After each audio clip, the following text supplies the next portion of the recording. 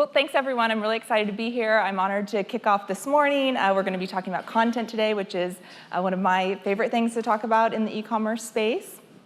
And I just wanted to give a quick background on Mars. I don't know if everyone's familiar with the Mars agency. There's such great conversations now about women in business and all of the wonderful things women are doing. I think I missed my intro song, which was supposed to be Beyonce, so you're going to have to picture that. But our founder is Marilyn Barnett, and she basically started shopper marketing. This is a photo of her as the model in a local Midwest grocery store where she was holding the little can of green beans, and that's how this whole thing started. So Mars has been doing shopper marketing for 45 years, obviously a lot different now, since we're talking about e-commerce and not live demos in little local grocers. But we've really been on the forefront of commerce for 45 years. We have retail and supplier clients, which I think puts us in an interesting position to understand both sides of that. So we're going to talk a lot about what the customer wants and what the shopper wants, but I think it's interesting to kind of see that from both sides. So hopefully today we can talk about what's great for you as suppliers and also what's bringing Walmart.com some interesting solutions. So a little bit about my background. I actually started with Mars in the Bentonville office. So because we're shopper-based, we've built different hubs around where retailers are located. So I was in Bentonville, as I learned last night as I was explaining it to people, over a decade ago. So it's changed quite a bit. I've changed quite a bit. Gabe, who will be speaking later, introduced me to someone as she was 12 yesterday. So grown up a little bit over the years and lived in several places and have now landed in Seattle. So this is my team in Seattle. They are horrible ping pong players, but pretty good at e-commerce. We have experts in content, obviously, but also search, business analytics, and again, from kind of both sides of the equation. So we have people from suppliers like Hershey, people from retailers like Walgreens, and we think that's just a really interesting mix to get all of those different perspectives and point of view. It's also nice to be close to some of the competition for you and be just down the street from some really interesting new experiences that retailers like Amazon are testing and playing with.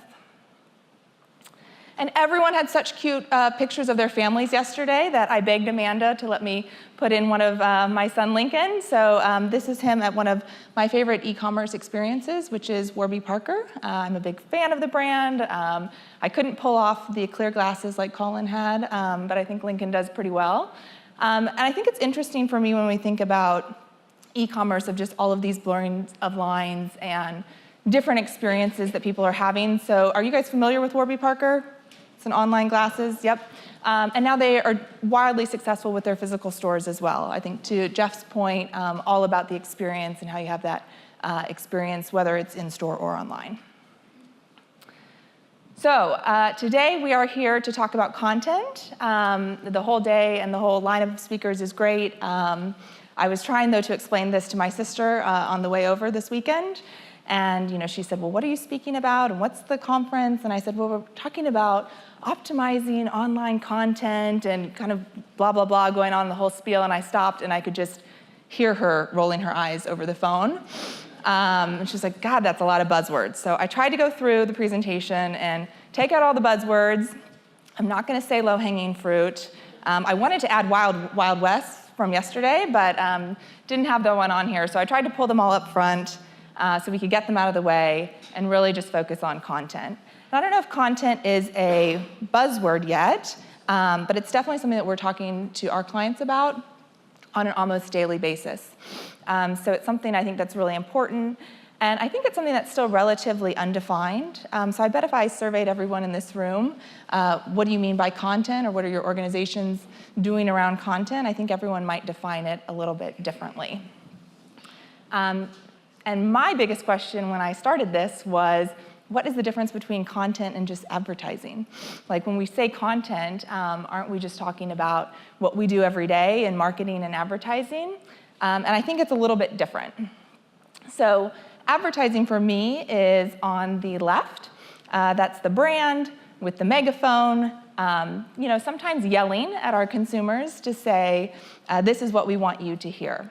I think content what consumers want can be very different, and that's where you get a lot of cat videos and likes and things, maybe from some of our other marketing friends that don't really move the needle and aren't as much about conversion. And I think that content marketing lies somewhere in the middle. So if you've got the kind of middle of the night infomercial on the left and the crazy cat video on the right, content marketing should be that happy medium for both. And I really liked this definition, that content marketing is this practice of sharing content with the goal of building, really just building brands. And I like sharing because I think that's a great measure of how good our content is, if it's something that our consumers and shoppers want to share with others. So content kind of becomes the new word of mouth. And this is really important. There have been several studies done. This is what our consumers want. So consumers cite an average of 11 pieces of content that influence them before making a purchase. 11 is the average, so I'm sure for your different categories that differs, but that's kind of surprisingly high to me. 85% of consumers are seeking out this content from experts before they make a purchase. And if we look at and we ask consumers, hey, think back 5 years, what was content doing for you then? And they are saying that they're 5 times more dependent on it now than they were 5 years ago. And all of this has changed our expectations about content. So 84% of people are saying that they expect companies to produce content that I think we might expect is entertaining, telling stories, providing an experience, but also providing a solution. And I think this is what's different about the content that we're going to talk about today versus maybe some of the cat videos and other, trending YouTube topics. When we talk about content marketing, this can provide a solution to a shopper. It doesn't have to be, purely entertainment, although that's not a bad idea. So we're going to talk about digital shopper content. And my topic is supposed to be telling you how you should start thinking about developing your strategy. So again, I'm thinking, what's the difference between digital shopper content and any other content? And this is really about content designed to work across digital platforms to give shoppers that relevant and engaging reason to buy. At Mars, we talk a lot about a reason to believe versus a reason to buy. And that reason to buy, I think, is what's important for this room to make sure that we're talking about content that actually drives that conversion in this e-commerce space. But you're probably thinking, not another strategy. That should have been my biggest buzzword. I think I try and get that into every meeting multiple times. And do we really need another strategy when we have all of these strategies, and now you're telling me I need a content strategy? I would argue the answer is yes, because more shoppers are online, there's more ways to buy. We were talking a lot yesterday about online grocery pickup, and there's just more personalization online. So more shoppers online. Really, if you can't read this chart, all you have to look at is the top 2 lines, and that says that Amazon is number 1, which you might not be surprised about. Walmart is quickly growing and catching up as number 2. And then, again, if you can't read all of the different names of the retailers, everyone drops off after that. So definitely want to focus on Walmart.com in terms of where people are buying. More ways to buy online. This is another reason why I think having a strategy is so important. When we talk about e-commerce now, we are not talking about someone just on their laptop going through that single experience and having something delivered. So obviously, as you guys know in this room, lots of different ways that you can buy and have things delivered. All of these different delivery platforms are really growing and changing how we shop. And as you can see, some are really over-indexing for millennials who are just going to be used to this behavior as the new normal. And then finally, if we go back to expectations, there is an expectation for more personalization online. So 77% of consumers expect online retailers to deliver a highly personalized experience. So consumers or shoppers going on Walmart.com expect that experience to be personalized to them. Someone yesterday said 60% of the content should be specific to a retailer, and I couldn't agree more. I think what I see a lot of our clients doing that we're trying to kind of evolve them past, and just a lot of people from my own shopping experiences online, is having the same content across platforms. And that's great for consistency, but it's not really great for the experience. And shoppers are expecting that experience to be unique. So we want to talk about how we can make that content unique to Walmart.com. And only 23% of people believe that retailers are delivering that experience. So huge opportunity for us to bring some of those solutions to Walmart.com and new platforms out there to make sure that we're kind of closing that gap between the 77 and the 23%. And Walmart understands this. They understand that the path to purchase online is unique. Mars actually did some work with Walmart when they were a client a couple years ago around all of their different RMOTs. And they have a very specific RMOT, being the retail moments of truth.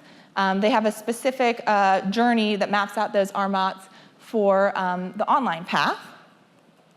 And over half of those RMOTs require digital shopper content. So the ones that don't are kind of further down the funnel when we start talking about checking out and things that are very much controlled by the retailer. But half of those RMOTs, 5 of the 10, are very dependent upon content. So we really need to evolve our thinking of Walmart.com as another tactic in some of our broader Walmart plans to considering Walmart.com's role in our digital shopper content strategy. So what is the first thing you should think about when developing your strategy? Does anyone have any guesses? It's not a trick question. Shopper, yes. Very easy. This was just a warm up for today since it's early. And when we think about our shopper, there's some really basic questions. Again, we don't have to do any of the buzzwords or the marketing speak. It's just, is she going to notice you? How's she going to find you? How's she going to pick you over your competition? And when she does, what will she think of you and your brand? And then ultimately, how is she going to buy you with all of these different options? So I have a whole bunch of examples that I thought I'd share. Again, some of these are Mars clients. Some of them might be from yourselves in the room. It's not meant to pick on anyone. It's just to kind of show a different range of things that we've been noticing over the last several months. So first off, just, when will she notice you when she's browsing? I think everyone probably saw the news. There's going to be a new Walmart.com rolling out in May. We'll speak a little bit about that later. Sharonda is going to be leading a panel later. I think that's a great topic, too, for us to discuss. How will this change impact? But really, I think it's still the same issue of if someone's browsing around on home pages or category pages, how are they going to find you? I use this example of baby because I think it's a category that's talked about a lot. And I think this is an example of what I see as a relatively new mom of when you're in baby, you're only talking about baby. And this is not a bad placement, but it's, Gerber on the baby page. So I'm in a baby mindset. That makes sense. I think what would be interesting from a content perspective is just to broaden that, to think about what's the new mom mindset. I mean, I would love it if this said, this should be where they're delivering me a meal kit. And maybe one of those little jumpers that I know will keep my son entertained for 20 minutes, and the meal's 20 minutes. Like, I don't think that we're thinking enough about what's that solution. I think it's just more of a targeted, you're in baby, you're probably buying diapers, let me give you some baby food. So I think there's an opportunity for us to be a little bit more solution-oriented when we're thinking about that person in a browsing mindset. Obviously, when will she notice you when she's shopping for something else? This is apparel, since we were talking about this yesterday.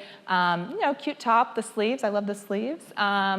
But if you scroll down, all you see is the matching pants or jeans. If you want a top, you should probably buy pants, which I feel like is kind of a bit of a lazy content strategy. This is one that I saw recently when I was on Nordstrom's, looking at this dress that was on sale. As I scroll down to what they would consider more of the A+ or enhanced content, they were giving me full outfit options, with shoes and jewelry and accessories. And if I can use this laser right here, they have a little refresh button. so you can get a new look. So I can't read this one. Vacation night out. I was not buying this dress for a vacation. So I click the refresh button, and it shows me a wedding look. And then if I scroll down again, there's a little thing right here that says, do you want to see more looks? So I click again, and it shows me all of the different looks that they have that are trending that have been curated by their shoppers. This was 3 clicks away, and it was able to take me from browsing into buying the dress and buying some new jeans. So I thought this was just a great example of not just thinking about what's that complementary product, but like a full solution. Obviously, there are targeted ads. We're going to learn more about this with the new rollout of the new Walmart.com. We hopefully are all doing this. We talked about this yesterday. Megan's great examples of, puffs on the puffs page. We obviously don't want to be doing that. But Bubbly is one, if you're not watching, and they're a competitor of one of our clients. They're doing some really interesting things across e-commerce platforms and in general around that launch. So next up, if we're thinking about the shopper, is how is she going to find you? So this is an example of barbecue sauce. This is the one that I have highlighted, I think accidentally, is showing the back of their package instead of the front. And I shared this with a colleague, and I said, oh no, isn't this embarrassing? Do you think I can show this in my presentation? We were talking about it more from just a compliance standpoint first.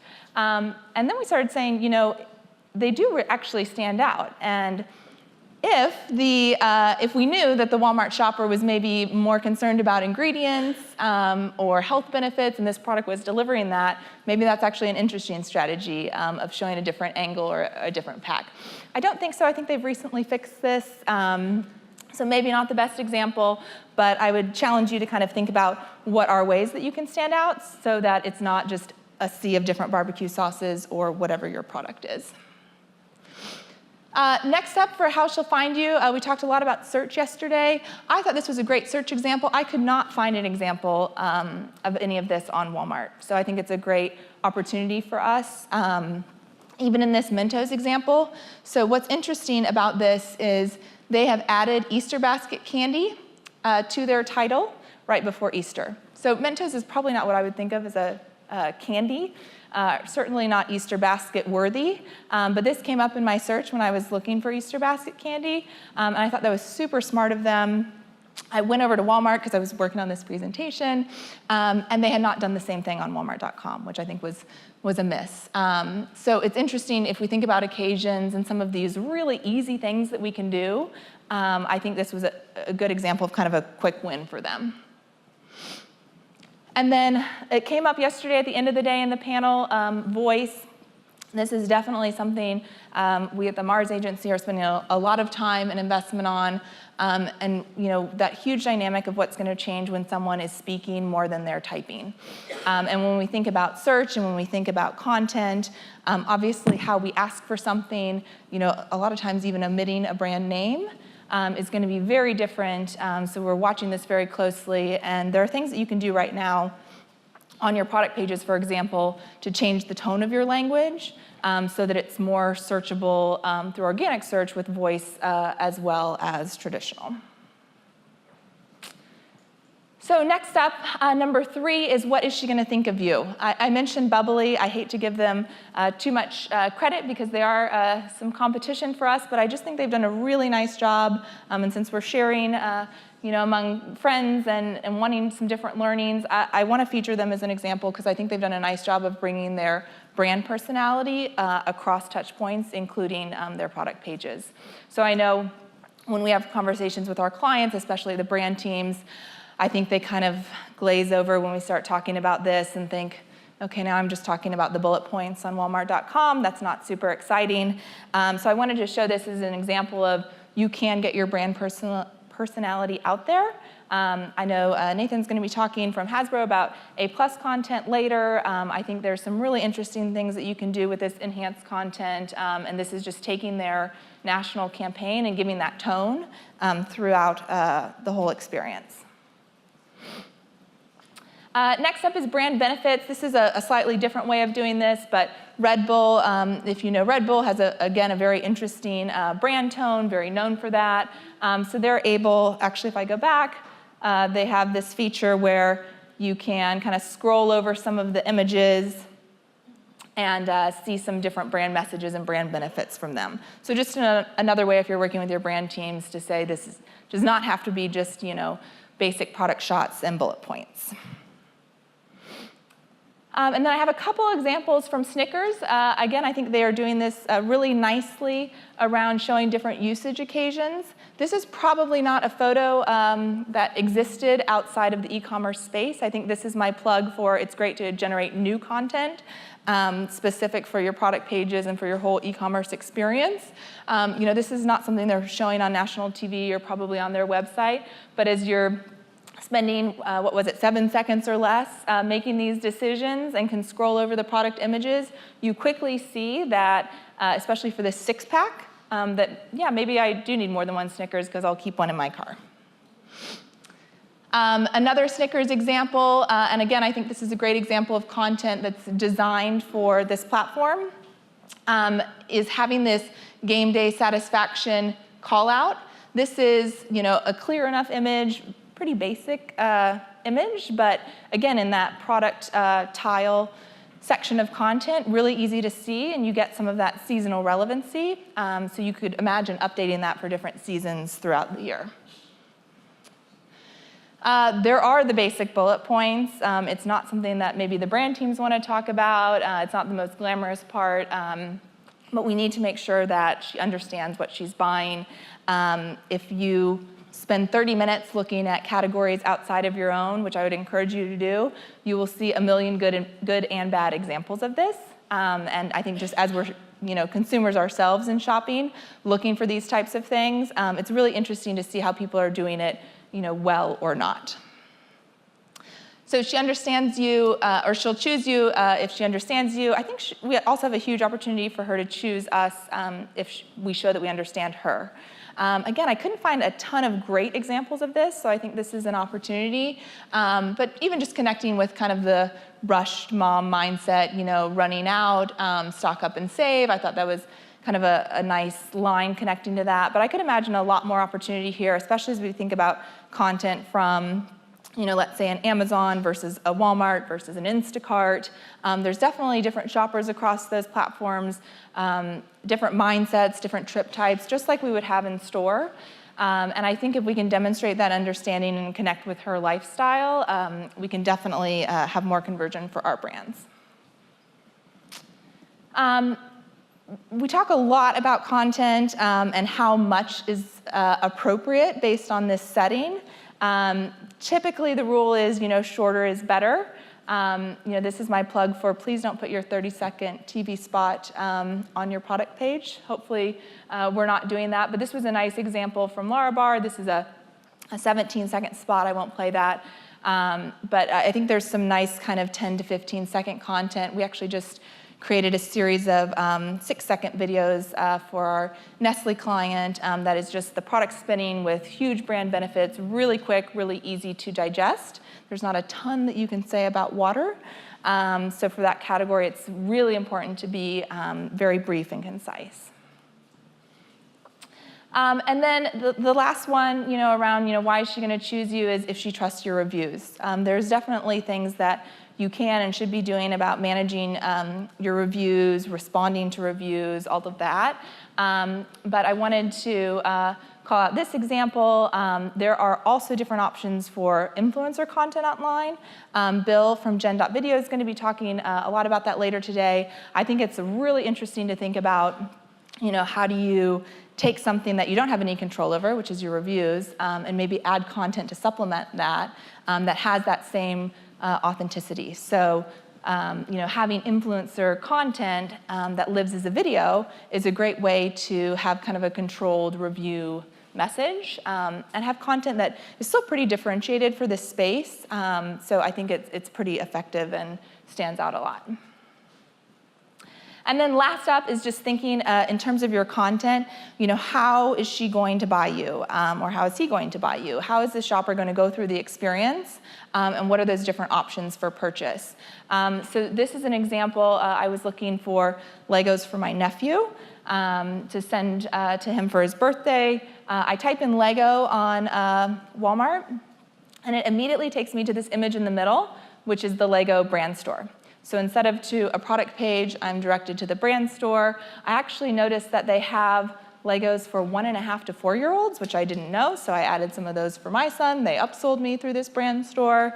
And then I'm able at the end, of course, to pick out my different options of delivery or pickup. So I think thinking about that whole experience and how you can manage or control content throughout that experience is definitely an opportunity for more conversion and higher baskets. So once you've got the shopper covered, you're thinking in her mindset, you're developing content for the shopper, is there anything else that you need to consider? And we always like to say there's so many different acronyms for this, but we lovingly call anything technology in our office the robots. So if anything screws up, we say that, oh, that must have been the robots. Or if there's some new thing that we're trying to figure out, like, oh, we need to figure out the robot. So I'm always picturing this as like a nice humanistic WALL-E type character. I'm sure the e-commerce giants probably don't have any WALL-Es in their building, but it kind of helps to think, like we try and get in the shopper mindset, like what are these different robots going to be doing and maybe doing to interact with the shopper experience. So we've got this human who's looking for the experience, and then we've got these robots who are all about efficiency. And just a couple examples, if you're thinking search, obviously the human wants the most relevant products, and the robot's thinking, how can I make some money? If we're thinking about delivery, you've got the human thinking, I don't want to carry that pet food ever again in my life. It's so heavy to get from the car to the house. And you've got the robots thinking about efficiency. And then humans with voice, obviously, are thinking about convenience and how can I, be the utmost convenient and laziest as possible and just shout it out and order it. And the robot's thinking about, prioritizing products and, again, efficiency. So without getting too technical, since I don't even know if it's 9 o'clock in the morning yet, we want to have this in the back of our minds so that we're not, I think it's interesting in this space. You definitely want to start with the shopper, but then layer in that kind of robotic lens to make sure that we're optimizing. And last but not least, of course, is our brands. There are a lot of best-in-class guidelines out there for what types of content you should have, particularly on your product pages, which I know some other speakers are going to be talking about today. These are some that were provided via Triad from Walmart. So it's a nice guideline. You should have 5 images or more. You should have 21 reviews or more. These are things that Walmart is suggesting that you do. I definitely don't disagree with them, but I have seen people take some of these suggestions a little bit too literally. And this is where I think we need to be thinking about our brands and what applies to our brands and our categories. So it's really not one size fits all. This is one of my favorite examples on the far right. Someone obviously said you need to take a picture of your product from every angle. And if I heard that, I would say that's a great rule. But this is the bottom of a soup can. I don't know that that's going to sway you one way or the other. I've seen tops of water bottles, so like just a little white circle. Again, check out your own pages and your competition. This is not that uncommon. And I think we just need to put on that brand lens and even just that kind of take a step back and use a little bit of intuition. Are we really following all these rules? Are we plugging everything into a system? And are we going back and then checking and making sure that this is a good experience and not maybe overkill on the rules? The next one's an example of video. So I had said, the shorter the better for videos. That's a great rule. That does not necessarily apply to every category. What's considered short, you need to think about what's appropriate for your brand. So this is a beauty product, but that has a little bit more technology and needs a bit more explanation. So it's fine that it's a little bit of a longer video. It's actually very appropriate for this type of setting. And then my last one is on this robot ball app thing that I still don't exactly know what it is, but they've done a nice job in their title. Again, we and we heard some guidelines yesterday of how long your title should be. This is nice because it says, it's the app-enabled robot ball. So immediately I know it's for an app, instead of that being kind of buried within the detail. So again, it's just, let's make sure we've got the shopper in this space. We're hearing all of these interesting guidelines and have all of these high-tech tools. Like, let's just make sure we take a step back and think about our brands. So it needs to be tailored, not just to your brand, but to your category. And then last topic I wanted to share was just kind of some thought starters on how you might start to think about developing your digital content strategy. And I think it's not just developing it, but also the execution. So I just wanted to run you through how we think about this for our clients, which is making sure that you're prepared, sharing different frameworks, leveraging tools, building on the basics, which we talked a lot about yesterday. It's definitely important. I love Megan when she said we've got to be able to ship this shit before we do anything else. So all of this is assuming that you can ship your shit. And then evolving and growing.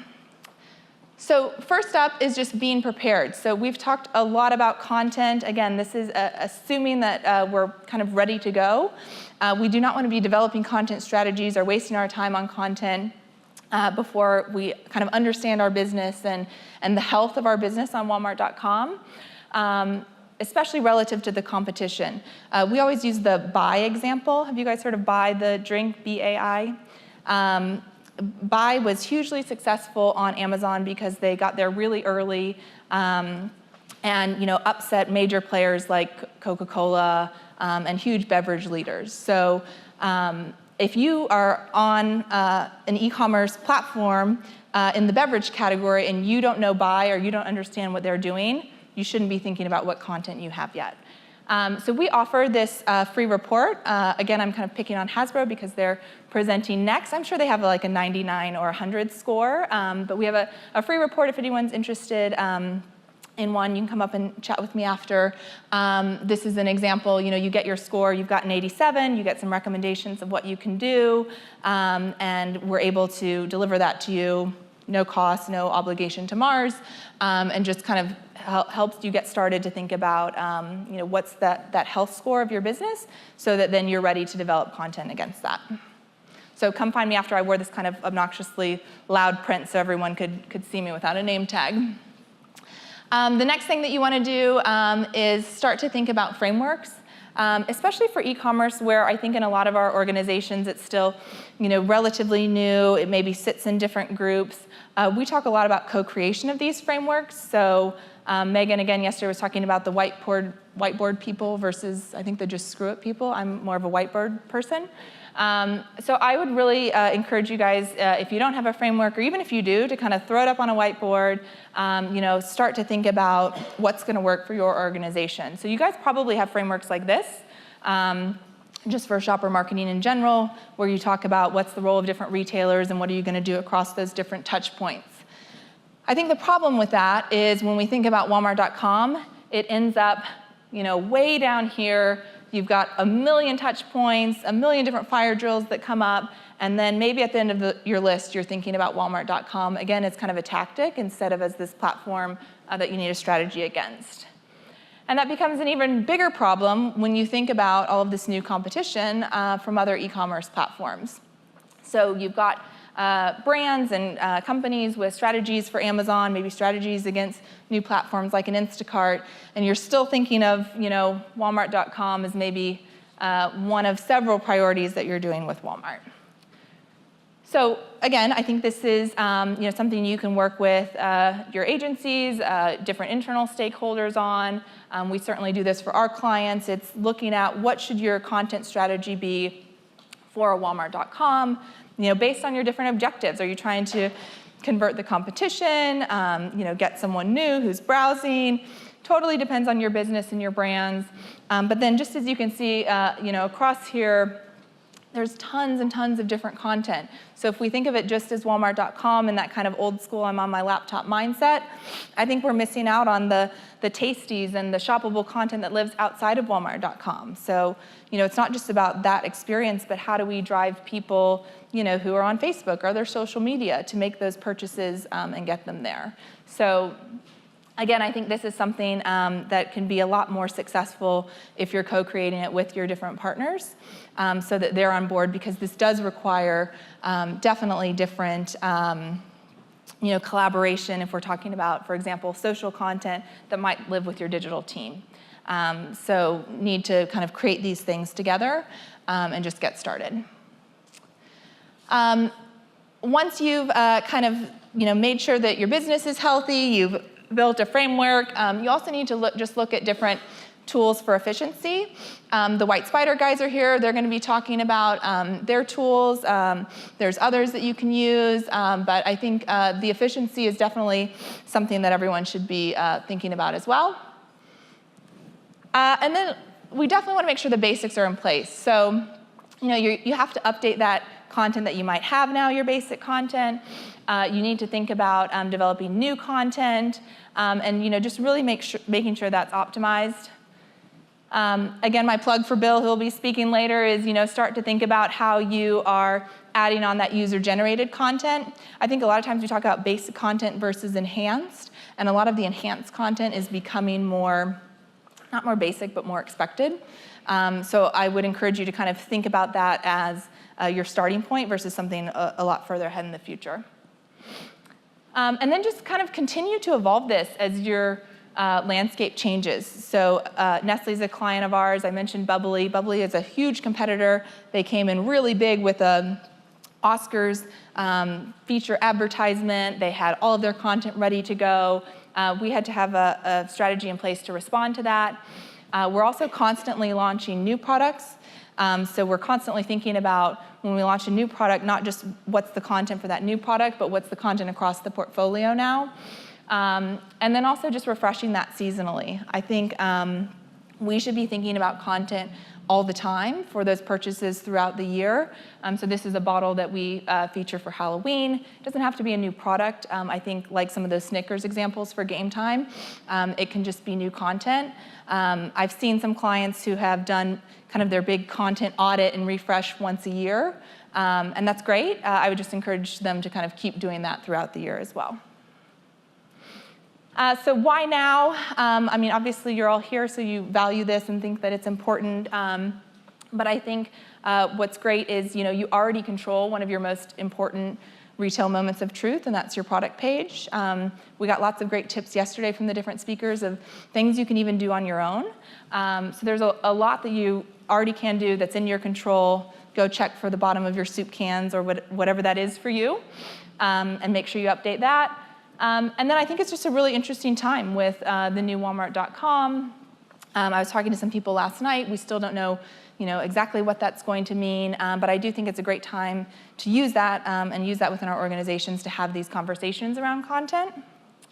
And it's going to be a different experience. They're starting to roll out some different images of the site, but also for brands. So it's going to be more native, bolder. Definitely different types of ad units. So as we think about different content for that, I know they've started to roll out some different, lifestyle image guidelines and that kind of thing. This is new content. This is probably something that doesn't exist within your organizations now. So I think it's a great time to start thinking about that. And yeah, I would just question you, are you ready? And can you start thinking about this within your organizations? So I think we have a couple minutes for questions. It looks like we have about 5 minutes if anyone has any questions. Yes? Yep. Sorry, I can hear you. There's just a huge light that I'm looking into right over you. I have a question on reviews.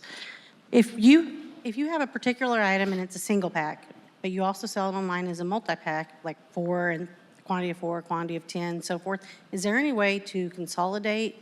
They each have their own item page. Yeah, I think the only way that you could consolidate would be through having like a variant strategy. So it would be consolidating those pages so that then when you consolidate, your reviews would be combined, and then it would be one page with like the menu of, do you want the single pack or do you want the multi-pack? If your buyer doesn't like the drop-down menu, what is the best way to go about doing a thumbnail or something like that? He absolutely does not like the drop-down menu, so that's not an option really. Okay. So what's the, sorry, you have, it sounds like one page with great reviews and one with not so great reviews? Well, just no reviews. Oh, no reviews. I see. Exactly. So, I mean, Yeah. the ideal would be to be able to combine them somehow so that you can combine the reviews, because obviously the more reviews you have, the more Right. traffic you're going to get click through. So, Right. Yeah, I think that's actually a great topic that Bill's going to be talking about with some of the influencer content that you can create to generate those reviews with influencers. So outside of that, I mean, I would welcome any feedback from the group as well, but I think that you kind of are probably going to have to prompt that through something like an influencer program versus waiting for them to happen organically. okay. I mean, and proactively, that's what I would like to do, is just get in there and do it. But we can, based on pack size, that is what we can break down and do a variance on, right?